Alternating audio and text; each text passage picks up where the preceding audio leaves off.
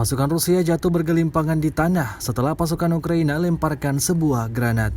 Rekamannya ramai beredar di media sosial Telegram pada Sabtu 8 Oktober 2022. Pada awal rekaman menunjukkan sejumlah tentara Rusia yang sedang mengangkut salah satu rekannya yang terluka.